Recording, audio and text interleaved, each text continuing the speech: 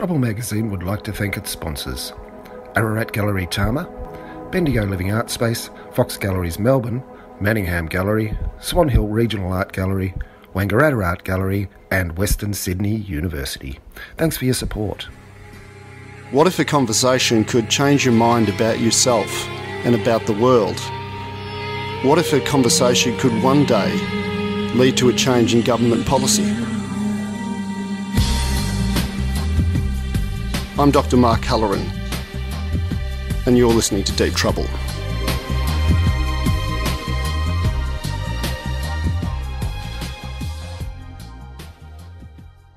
So we're deep into the second series of Deep Trouble. Mark Mullerin's with me in the studios here of Main FM, and it's time for another episode of Deep Trouble. Mark Mulherin, how are you going, Mark? Good, Steve. How are you? Yeah, not too bad.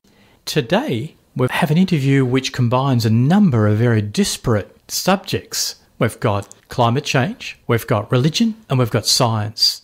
And they all meet in the Reverend Dr. Chris Mulherin. Chris wrote an article for The Conversation, which was about the philosophy of science and how that related to climate change. And so I was interested in that because I'd studied some of the philosophy of science myself. It was also interesting to me that Chris is a Christian, as well as being a scientist. He has a background in engineering, philosophy and theology, and has a doctorate in philosophical hermeneutics. Yes. Hermeneutics being the theory and methodology of interpretation, especially the interpretation of biblical texts. Chris uses an example of a physics teacher who puts a beaker of water on to boil and asks her student, why is the water boiling? And after they give the answer that one might expect given the context of a physics class, she replies, no, the water is boiling because I want a cup of tea. A less devious teacher would have asked, why did I boil the water in the beaker? His analogy was really around that science is going to answer how, and that religion and philosophical systems, whatever the theological or philosophical system is there for, is for the why. When we talk about Christian thought, we tend to think of it as a homogeneous entity. And we don't tend to think about the heterogeneity that occurs amongst Christianity. So, I mean, obviously a Catholic and a Protestant are going to have somewhat different ideas, a worldview in relation to the Christianity. That's going to be significantly different to a Seventh-day Adventist or a Reformist or a Calvinist. And so, like any kind of religious belief, there are various denominations and various interpretations and various ways of looking at the world and interpreting text and evidence, I suppose. I think that faith is an emotion-based relationship, essentially. It's not about necessarily evidence, although people might say that they're accruing evidence through text and that reinforces their faith. But it seems that faith is about a relationship, and people often talk about their relationship, a personal relationship with a personal God, don't they? And so for the Christian scientists, they're talking about a non-interventionist God.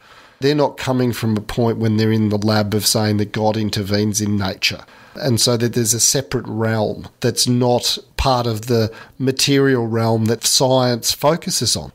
I'm sure our listeners will enjoy this discussion with Chris Mulherin, so let's have a listen to it now.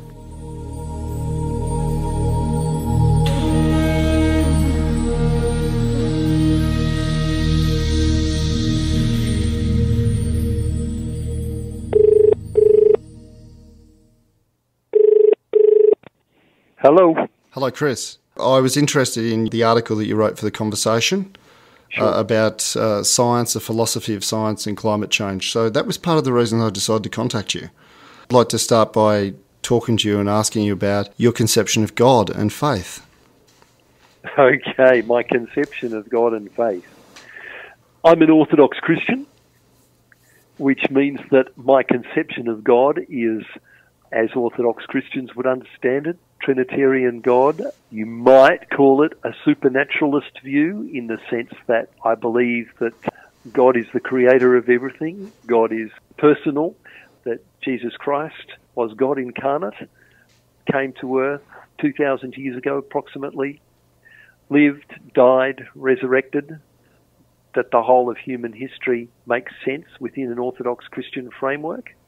When it comes to science and more generally human pursuits of knowledge, I'm utterly committed to humans using all their mind to understand the natural world, but from a Christian perspective, the natural world is actually the creation, if you like. All that we encounter through our science is something of God's amazing creation.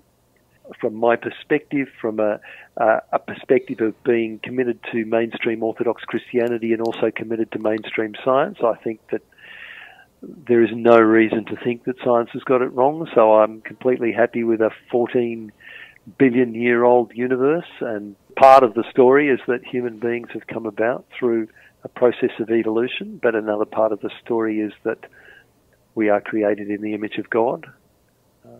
So I've rambled on for a little bit there. Gives you a bit of a picture. Yeah, I suppose you've made criticisms of the ideas of some of the new atheists, such as Richard Dawkins and Daniel Dennett and the late Christopher Hitchens. I suppose what they would say is that some of those ideas, creationism and evolution, are incommensurate with each other. Well, one of the big criticisms of the new atheists, not only from Christian people, but also from atheist, more nuanced thinkers, and particularly people who think more philosophically, one of the criticisms is that the new atheists are notoriously shallow in their understanding of both theology and philosophy. Aristotle wrote 2,500 years ago, roughly, talked about different sorts of causes, and just because you explain something in terms of evolution doesn't mean that there is not another compatible explanation. And of course, probably the most famous current example of that is one that I use all the time, which is the physics teacher who puts a beaker of water on to boil and asks the physics students why the water's boiling, and they give an impeccable answer in terms of physics. And he says, or she says, well, no, actually, pulling out a tea bag, the water's boiling because I want a cup of tea. Now, both of those answers are completely acceptable and compatible. One answer is talking about purposes and meanings. Yes. The other answer is talking about particles and mechanisms, and there is no conflict between those answers. The new atheists would say, at the level of epistemology, the new atheists would say they tend to be reductionists, scientific reductionists and naturalists. They would say that all knowledge comes to us through the methods and the practices that we're familiar with in the natural sciences. Naturalism as a worldview says that all there is the natural, and so that rules out a whole lot of things that science can't find, can't explain, and says that they're simply meaningless. Where methodological naturalism is the view that when I go into the laboratory and I do an experiment, I'm only looking for natural explanations. But that doesn't mean there aren't other things going on. It simply means that in the laboratory, the scientist practices as a methodological naturalist. You leave your, if you like, this is a simplistic way of putting it, but you leave your metaphysical convictions at the door when you walk into the laboratory. Therefore, the atheist and the Christian and the other, whoever else is in the room, they can all agree on doing science. Right. Where the atheist naturalist thinks that science is all that there is, and the Christian says, well, no, there's much more to the picture, but we can agree on science because we are methodological naturalists when we do science. I think the point you make is that there's no assumption of an interventionist God. So why do you decide not to make that assumption? Well, in order to do science, you're investigating a world that is ordered and rational. Yes. Within that framework of an ordered natural world, you don't have to examine questions of whether that world finds a place within a bigger worldview that is a metaphysical, supernatural worldview. So you don't need to make assumptions about whether God exists or not to do basic science. So does that to mean... put science into perspective, you do. Right. But that's another question. Yeah. I suppose, does that mean that the construct of God in terms of understanding the natural world at a methodological level is superfluous in that sense? Well, it is at one level. That is to say, why don't we use climate change as an example? So, Yes. at the level of working out what's going on in the atmosphere, Yes. you can be a Christian or an atheist or anything else you like, but you all get together and you do your examination of molecules and what the sun does and what the ocean does and all that sort of thing, and you agree at that level. Yes. But take one step back, and for the Christian, they look at the planet as a creation of God, and they have very particular reasons for thinking we shouldn't abuse the planet, for thinking that we have a responsibility for, generally the Christian word is stewardship of the planet, Yes. and they will give Christian reasons for doing what they do.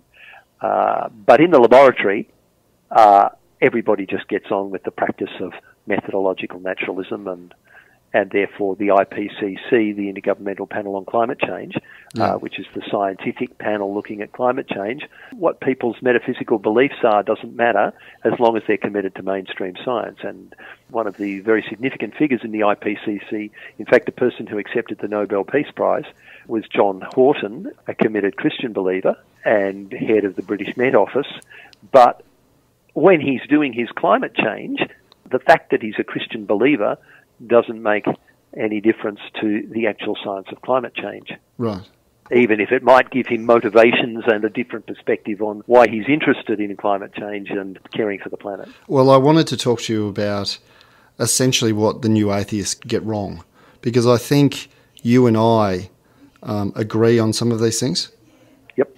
And so I think in terms of science education, which is what Richard Dawkins does, I feel as though he misrepresents science to some extent, meaning that he gives the impression that science produces facts that are essentially set in stone and that they're not... Indisputable fact. Yeah, proven. So, I mean, it's interesting in terms of the philosophy, because I worked as a scientist and I worked with other scientists, and it was interesting the number of people who didn't understand the philosophy of science. They didn't understand the idea of a hypothesis, which is simply supported or not supported, not proven, not demonstrated beyond any kind of doubt whatsoever. Certainly evidence will accumulate over time and theories will be, and constructs will be reified and become laws.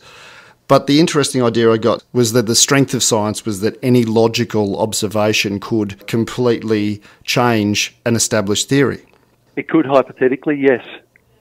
Now, often very firmly established theories are not going to be overturned by one experiment, because we all know what it was like to do experiments in high school, and our experiments, we didn't think, when we got the wrong answer, we didn't think that we had disproven the law of gravity. We normally fudged our results and said, there's an experimental error there somewhere, a human error there somewhere. Yes. But yes, hypothetically, a negative result can overturn a theory, and theories can be confirmed until they are beyond reasonable doubt. But that still doesn't mean that they are, in some sort of philosophical sense, absolutely certain.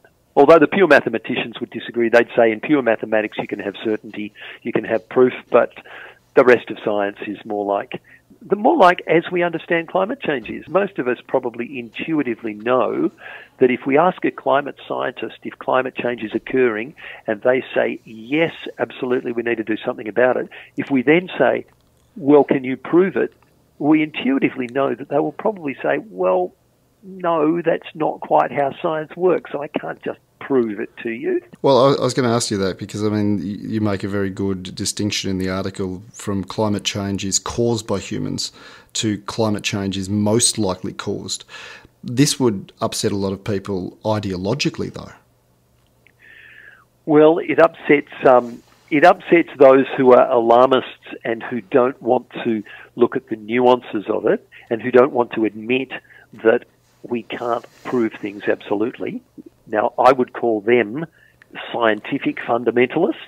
And it also upsets the fundamentalists on the other side who tend to put their head in the ground, and some of them are definitely Christian fundamentalists who, for one reason or other, are deniers. And so what they say is, well, if there's any doubt, then it's not proven, therefore I won't believe it. Well, that's not the way human beings think mostly. Mostly we accept evidence where something is beyond reasonable doubt, and that really depends on the circumstances of how important it is to believe certain things. So I guess you hear me criticising fundamentalists on both sides and saying life is a little bit more complicated than that, but it doesn't mean we have to be postmodern relativists and say there is no truth. Well, I mean, the postmodernists did get one thing partially right, is that there is no absolute truth. Yes. There you go. Did you hear me say it? Absolutely. Yeah. But I guess what that means is that science will aim for truth, but it's probably impossible to attain absolute truth. And we could never know for sure if we got there. The way that some Christian philosophers have got around this, I'm thinking of Bishop Berkeley, and it's sort of like a Neo-Platonic idea, is that we can't ever really know reality. We can't ever really know the world. We're just in relation to it, and it's our perception through... Empiricism is gathering data about the world through our sense perception, and we can't really know if that's right. We're in an interaction with objects in the world. But that sets you up for solipsism, doesn't it? It does. I think it sets you up for a pretty concerning sort of a life, a pretty traumatic sort of a life. From a Christian perspective, that's not simply true. From a Christian perspective, we share something of God's rationality that gives us the ability to grasp hold of reality. Now, we grasp hold of reality dimly as through a mirror, as the Apostle Paul would say, but we still do have an ability to grasp hold of reality. But if it's proof and certainty we're after, then we start to realise that it's not to be had so easily. It's not to be had at all, actually. You're listening to Deep Trouble. Dr. Mark Haller in conversation with the Reverend Dr. Chris Mulherin.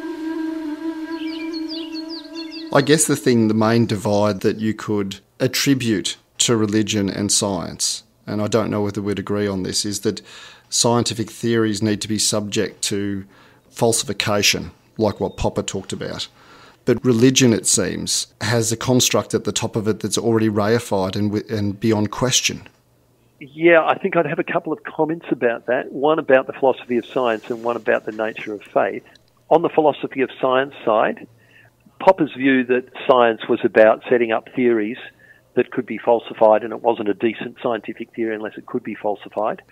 That applies in some circumstances, roughly. There's lots that it's not easy to just set up an experiment and do the experiment because the experiment might falsify something. More likely than not, as I said before, when we find something that we are pretty committed to, when we find it falsified, we're more likely, in Kuhnian terms, to Thomas Kuhn, the philosopher of science, we're more likely to just sort of ignore it as an anomaly rather than thinking we falsified the theory. Then when the anomalies pile up, it's not a case of one falsification so much as the theory just gets more and more uncomfortable and somebody else comes up with something different. For example, I'm committed to the basic evolutionary synthesis, but we need to recognise that there is really no alternative theory. And if somebody came up with an alternative theory, then evolution might be questioned by more people. Now, don't hear me saying I'm not committed to evolution. I think it's the only theory that makes sense. And I said I had a theological comment on religion and faith being reified. My own experience as a Christian believer isn't that I just sort of have this package of things which I just never question. My faith is, in one sense, open, but open not in the sense that I don't commit. I am committed to a certain roughly orthodox, I would say completely orthodox Christian faith, but it doesn't mean that I don't question it, and it doesn't mean that I don't listen to people who say, no, Jesus never was resurrected or whatever. So it's not that sort of dogmatic fundamentalist stance. It's rather more like the stance that I have when I think about Newtonian gravity or evolution or, I'm basically committed to it. Does that mean that evidence can accumulate? Historical evidence can accumulate? Yes, I think evidence does accumulate. I think that's one of the ways that evidence works. Whatever we mean by evidence, because evidence in physics is different to evidence in history or economics or Christian faith. Evidence is different in whatever field. But evidence does accumulate. We get confirmed or disconfirmed in our beliefs. And for some people, for many people, for example, suffering and evil is something that really rattles their faith. So that can be a sort of disconfirming evidence for some people. I was thinking that prior to Darwinism, the conversation with a Christian philosopher might have been very different. And I suppose some of the fundamentalist Christians that I've known and talked to have felt that with every move forward with science, evolution, they're seeding ground. So creation is seeded to evolution. And some people decide not to give that up and stand their ground and fight a battle for, the idea of creation. Is that the feeling, though, of just constantly seeding ground to this sort of inevitable? Well, it depends what ground you're trying to hold on to. The problem is that many Christians have in the past gone for a sort of what's often called a God of the gaps sort of argument. The argument being, if there is a gap in current knowledge, we introduce God to explain it, and then we use that as evidence for the existence of God. And then as the gap closes, of course, the evidence for God is disappearing, and then the other side will use that as evidence for no God. Now, that's an old and a faulty sort of move, and it's over 1,500 years ago that probably the greatest theologian who ever lived, Augustine, wrote to Christians and said, do not be so foolish as to make comments drawing from the Bible. Now I'm translating into modern terms. Do not draw from the Bible and make scientific comments, because there are scientists around who know a lot more than you, and you will look foolish and you will make the Christian faith look foolish. Now, that's a warning 1,600 years ago. Yes. That's not a modern thing. Yes. But people haven't necessarily taken a lot of notice of that in their enthusiasm to offer evidence for the existence of God. Well, I suppose I guess there's always a divide. If you're talking about people like Augustine, who's a scholastic, a Christian philosopher, and then you've also got, in terms of the Islamic Golden Age, you've got Avicenna, who's a Muslim philosopher. There's a divide between what's understood by philosophers and the general public. And so Augustine, from memory, was influenced by, Neo-Platonic ideas and Aristotle. And so here's a very different understanding, and it seems like the merger of science and theology during that period, the scholastic period. Well, Augustine was writing a long time before the scholastic period, of course, but yes, the scholastic period in the sort of years 900 to 1200 roughly, that was definitely a merger of Aristotelian philosophy. Yes. Aristotle was the philosopher, and the scholastics wanted to merge Aristotle's views with theological views, but we didn't have science yet. We had hard thinking about the natural world, but we didn't have what we would call science. It took a few more centuries before science arrived on the scene, science as we understand it today. And I think that, science didn't really arrive on the scene until we got a number of things coming together. For example, a commitment to experiment, yes. A commitment to mathematical description, and a worldview, but although this was much earlier, a worldview that said it was an ordered world and a contingent world, a world that could be different. Yes. And if it's an ordered and contingent world, then the only way we're going to find out about it is not by sitting in our armchairs and thinking hard about it. It's by getting out of the armchair and going and looking at it. And so when various things come together, interestingly enough, in a Christian cradle, in the West, in Christendom, then you get what comes to be called science, which was called natural philosophy, but comes to be called science. But the criticism from later day, maybe Enlightenment philosophers, is that the theology compromised the philosophy.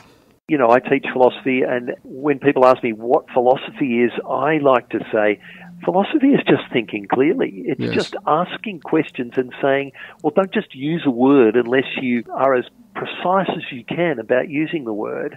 Therefore, this sort of pedantic pursuit, which certainly is not for everyone, is common to both theology and philosophy, separated as they are now, of trying to tease out what we mean by words.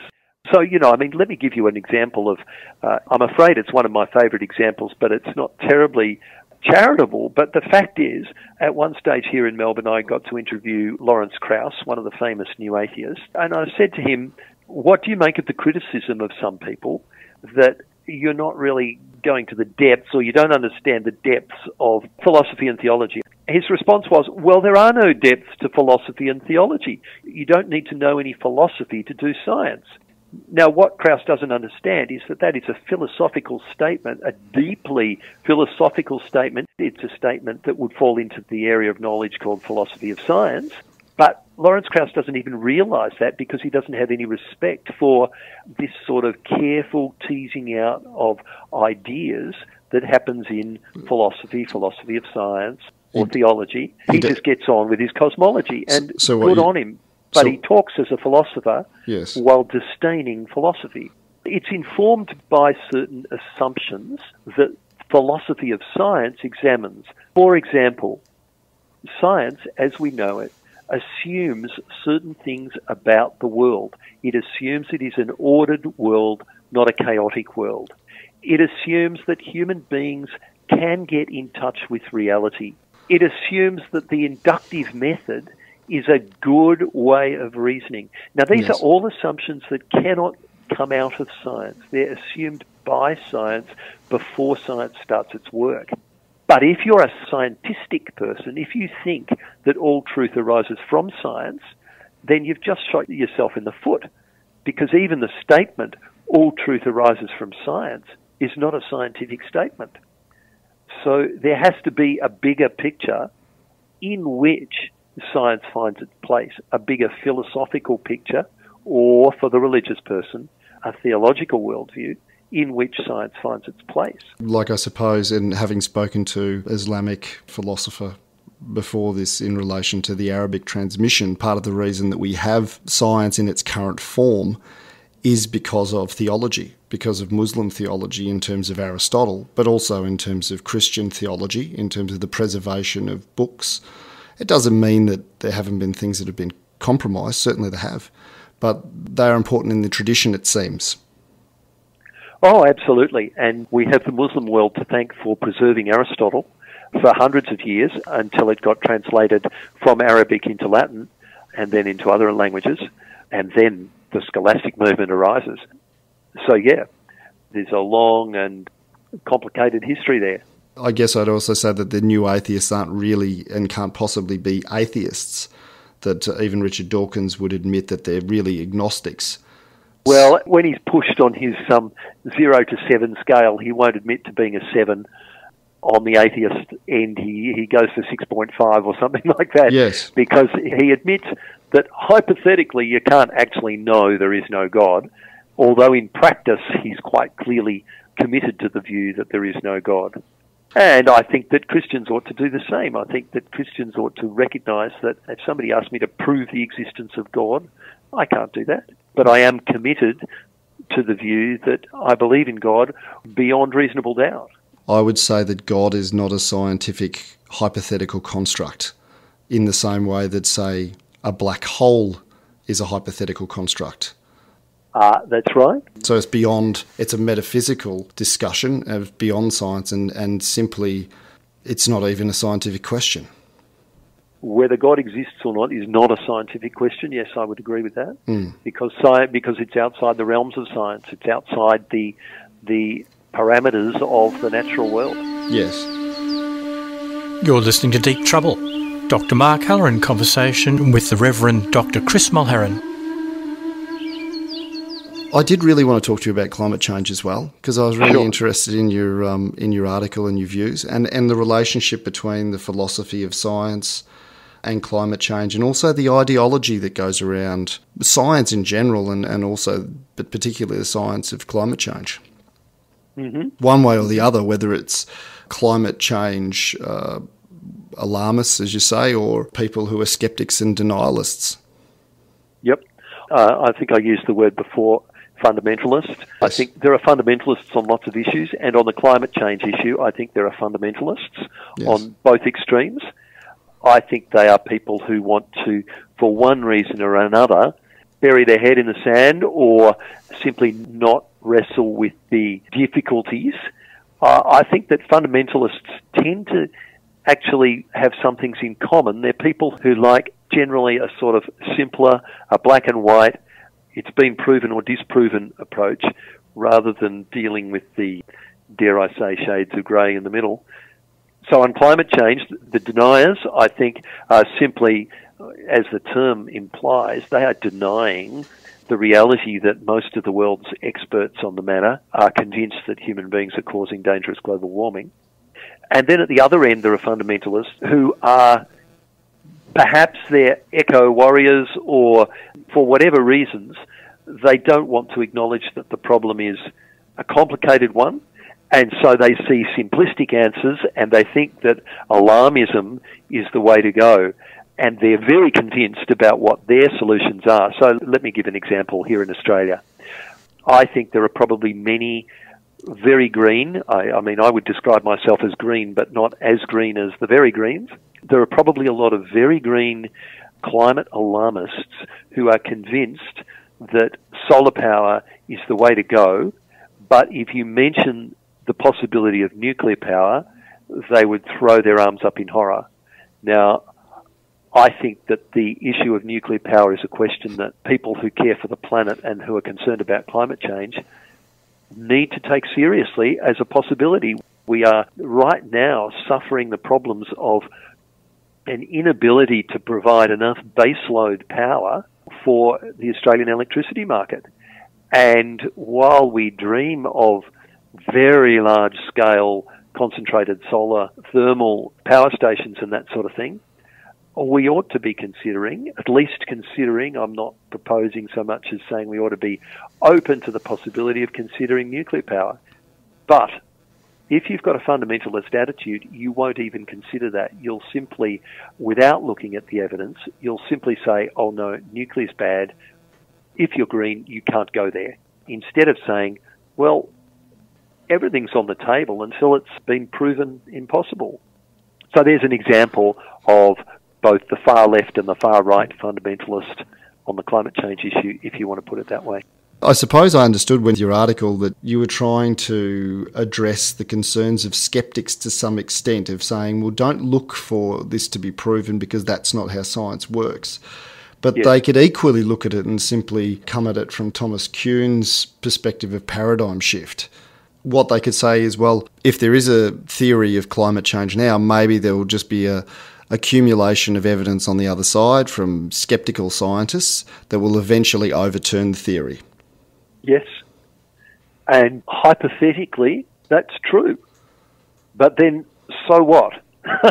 You know, I mean, if the precautionary principle comes into play here, we're not dealing with something that is just a sort of hypothetical interest. We're dealing with a claim that is supported by the majority of the world's experts, that we are badly damaging the planet and we need to do something about it fairly quickly. Now, that's the claim, and the precautionary principle says if there is a significant possibility of catastrophe or very serious problems ahead, then you take the claim more seriously.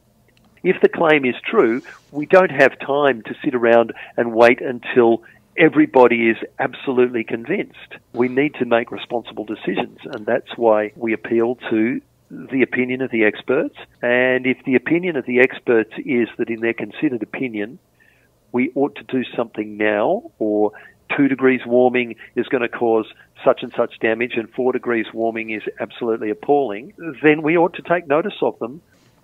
What have you got to lose?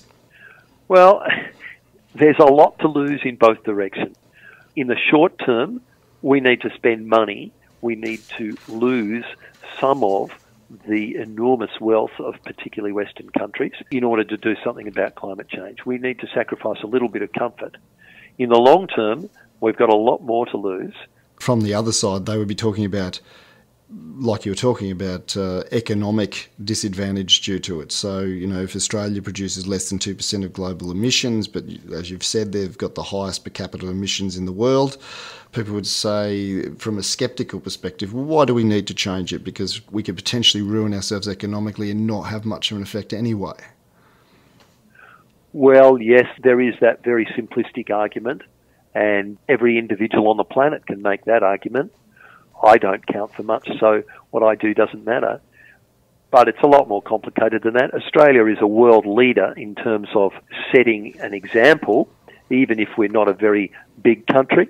We're also, in terms of, I think the newest figures are, in terms of median family income, I think we are the richest country in the world. I think that our wealth, which no person was born with a right to in this country, I think our wealth means that we have a big responsibility too.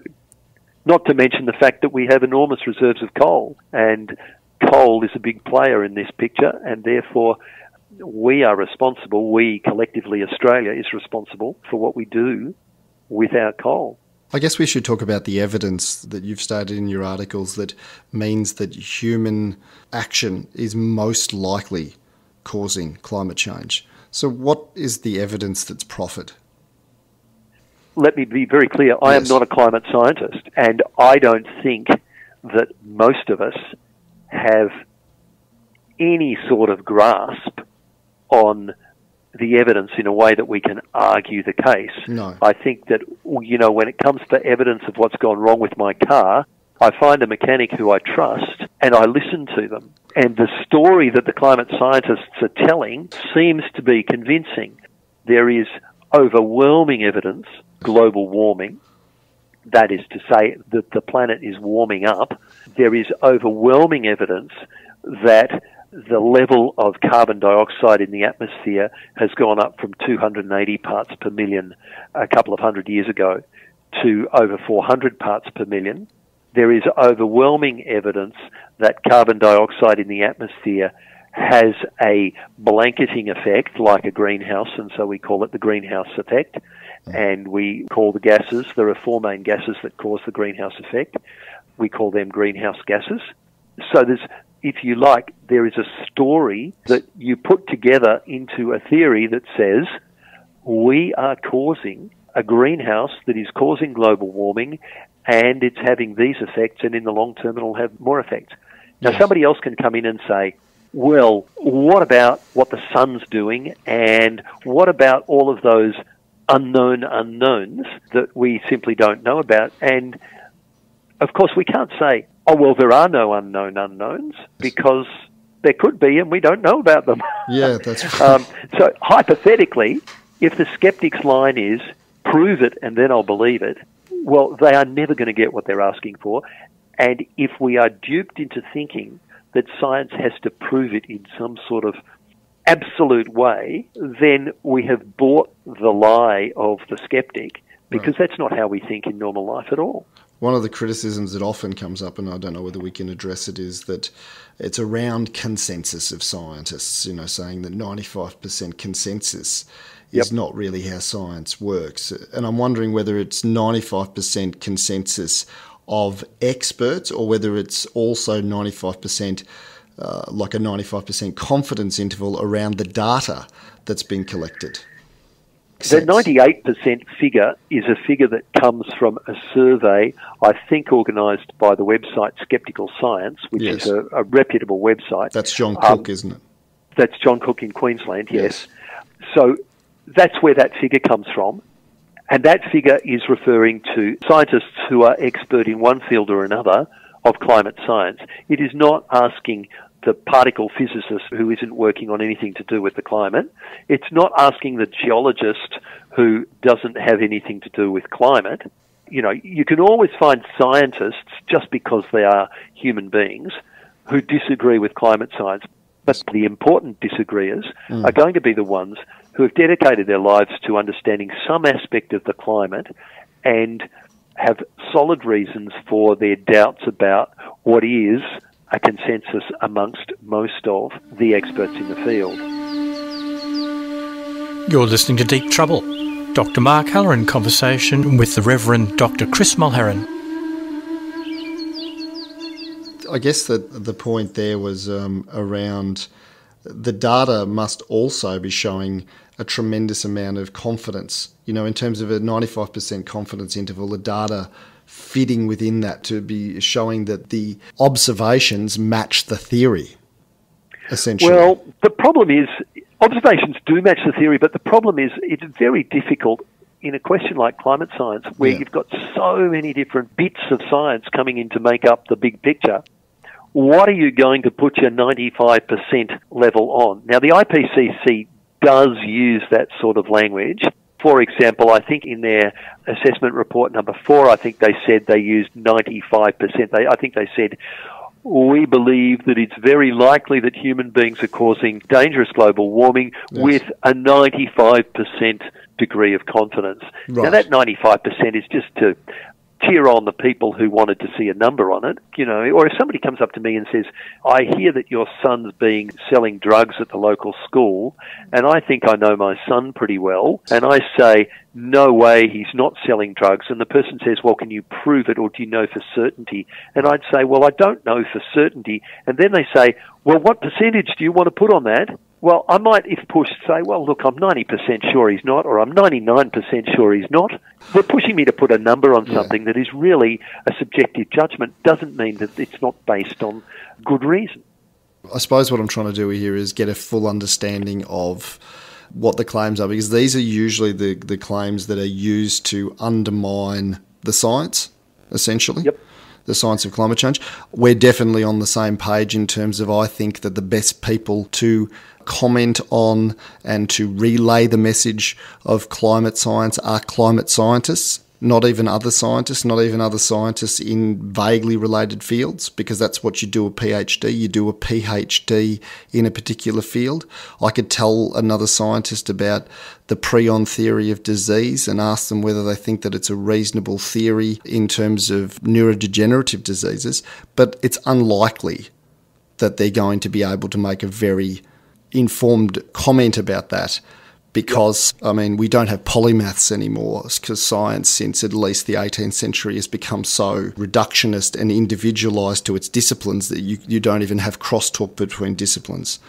But I was thinking that the data within each discipline within climate science, they must have meta-analytic reviews and systematic reviews that show that, obviously, because they're saying most likely the data is all going in that direction. And that's what I would assume, because I'm not a climate scientist. Yep. As you said, I mean, you know, climate science is a place where a whole lot of different fields come together.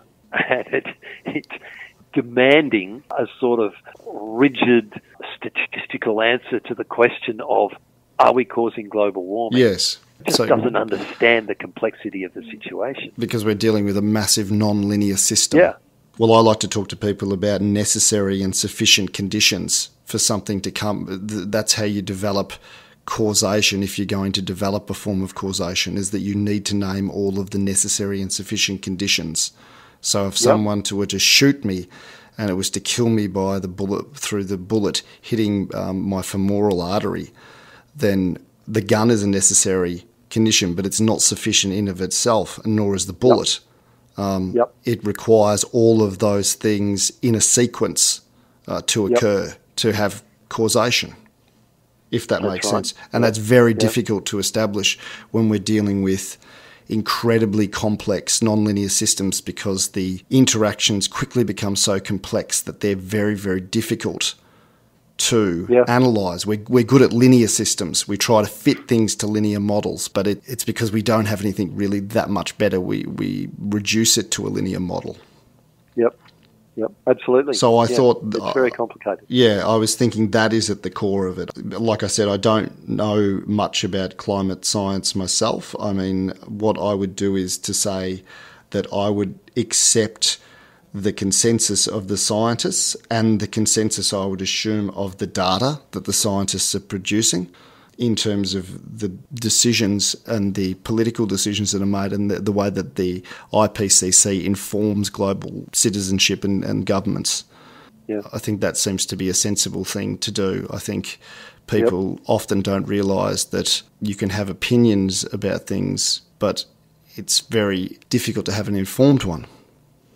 Yeah, and we live in the day of uninformed opinion, don't we? I mean, Post-truth. We live in the day of Facebook where everybody gives their opinion about everything without even necessarily thinking about it, let alone being an expert in the field of whatever it happens to be. It feels like it puts you in a difficult position, because I know you talked about blind faith in science, you know, because often people who are religious are accused of just having blind faith.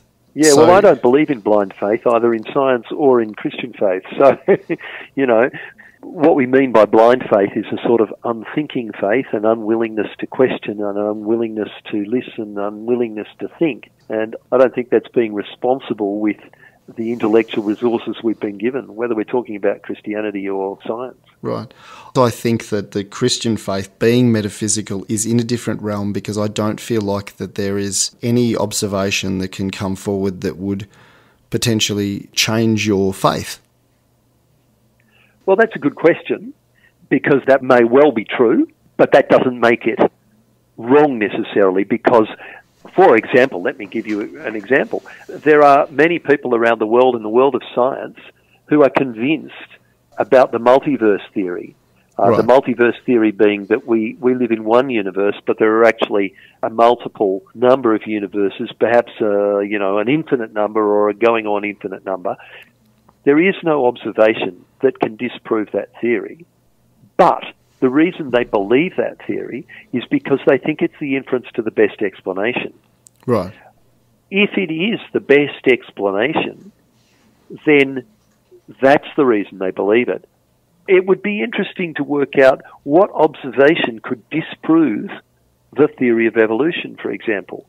It is clearly the inference to the best explanation of all the data that we have. Well, it wouldn't disprove it necessarily. All it would mean is it was no longer supported.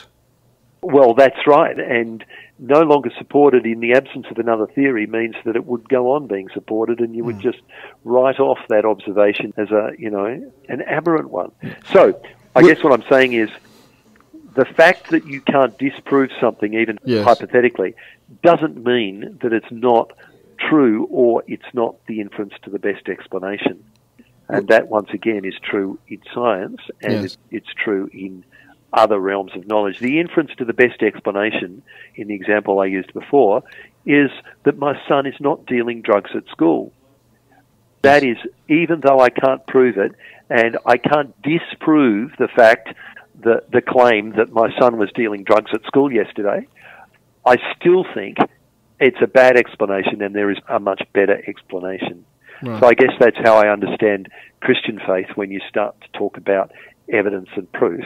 I think it is by far the most satisfying, big picture worldview, if you want to call it a worldview, explanation of a whole lot of things that we take to be facts about the world that we live in, including morality and love and good and evil and a whole lot of other things, and including the natural world. It feels like it's a different system, essentially. That was why I placed it outside of science in terms of scientific constructs and things like that, because I suppose even the multiverse people, I completely agree with you. You could make those arguments about things like dark matter, not measurable currently, can't see it, probably makes up 98% of the universe. But they might make the assertion that, well, one day it might be. It's either supported or not supported, then, we're setting ourselves up with a theory that's potentially confirmed or not confirmed, but not supported. I think Christians have a pretty good comeback on that one.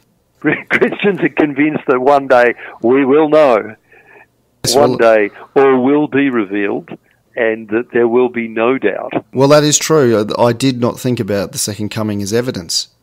As I said before, it depends on what you count as your evidence, doesn't it? There are different sorts of evidence. Talking about dark matter, it was one of the director of ISCAST, Christians in Science, it was one of our distinguished fellows who first put dark matter on the map in the early 1970s, Ken Freeman, who's up at the Australian National University. He wrote about dark matter and people said, no, that's a crazy idea. And he's in fact just about to publish a book on science and faith. So he actually won the Prime Minister's Prize for Science one year. A very prominent scientist here in Australia, but also a committed Christian believer.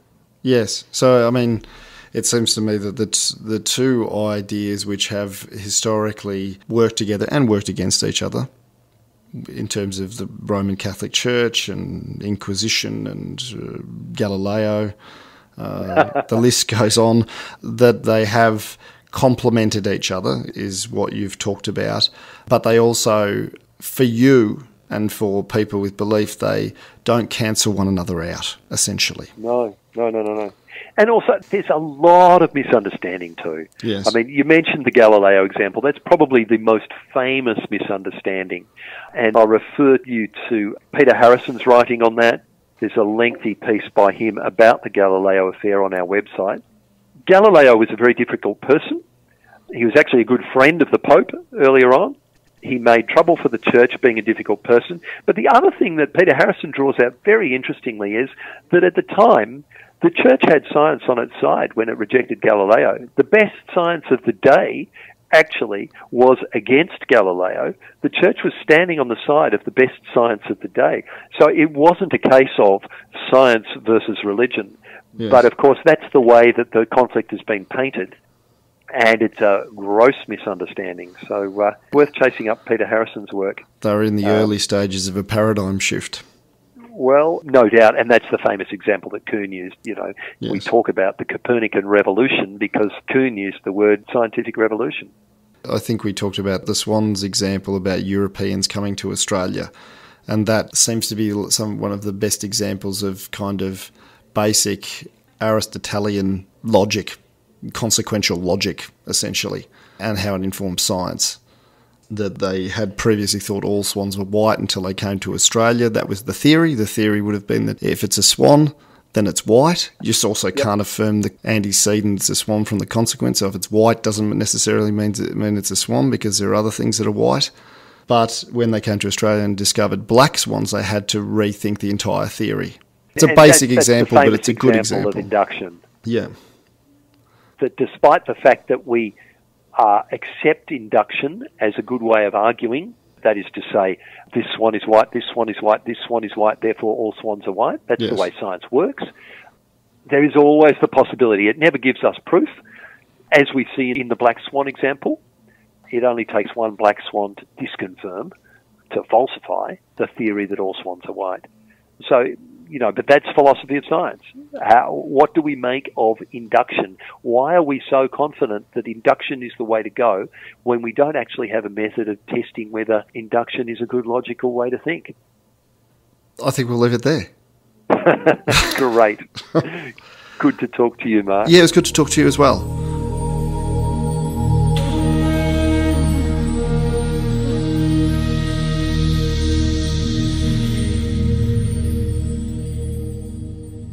And there it was, Mark Halloran in conversation with Reverend Dr. Chris Mulherin. I do have to address one of the points that Chris made towards the end of that interview, and that is the Galileo affair. He was referring to a lecture which you can view online, an address made by Professor Peter Harrison. It's on the ISCAST, ISCAST site. Basically, Peter Harrison said, in the early 17th century, we could number the scientific experts that supported Galileo on less than two hands. So the scientific consensus at the time was firmly against the view that Galileo was proposing. I just would say that the issue isn't really whether the church had grounds to dismiss Galileo's theories, but just how they treated scientists at that time. That's the point that we should take issue with. I think nowadays, if a scientist came forward with a dissenting view, I don't think they would find themselves under house arrest for the remainder of their life, nor would they find themselves in a situation as Giordano Bruno did in 1600. Bruno was a philosopher, mathematician and poet, as well as being a Dominican friar. He proposed that the stars were distant suns surrounded by their own planets. He even raised the possibility that these planets might foster life of their own. He also insisted that the universe was infinite and could have no centre. He was prepared to back down on his philosophical beliefs, but he wouldn't back down on his cosmological beliefs. So in January 1600, Pope Clement VIII declared Bruno a heretic, and the Inquisition, the Roman Inquisition, issued a sentence of death. And on Ash Wednesday, 17th of February 1600, in the Campo de Fiore, with his tongue imprisoned with one of those horrific devices that the Inquisition invented, he was hung upside down naked and then burnt alive at the stake. That was 1600, within the living memory of many of the people who are involved with Galileo's trial and sentence. So when we talk about the best science of the day, it's very hard to allow you could have the best science of the day when scientists had that kind of example set before them. Just imagine a scientist having that over their head. All right, well, Mark, here he is. Let's talk about next week. You interviewed Carmel Bird, the novelist. Yeah, so I talked to Carmel essentially about her experiences growing up in Tasmania. And how she feels about Tasmania itself, but really about one particular work that she did called Fair Game, which is about the first convict women who were brought to Tasmania when it was Van Diemen's Land and about their experience. And so she writes about the history of that, and at the end of the book she writes a fiction about it. And so I talked to her about a lithograph which is on the cover of the book and also about what that work means to her. Well, Carmel Bird is no stranger to the Main FM studios, and she's always good value, and I'm sure you'll find that next week here on Deep Trouble when Mark Halloran interviews Carmel Bird.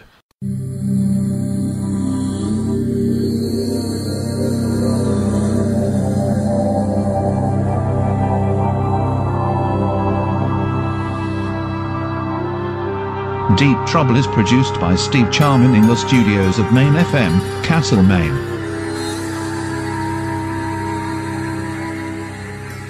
Trouble magazine would like to thank its sponsors: Ararat Gallery Tama, Bendigo Living Art Space, Fox Galleries Melbourne, Manningham Gallery, Swan Hill Regional Art Gallery, Wangaratta Art Gallery and Western Sydney University.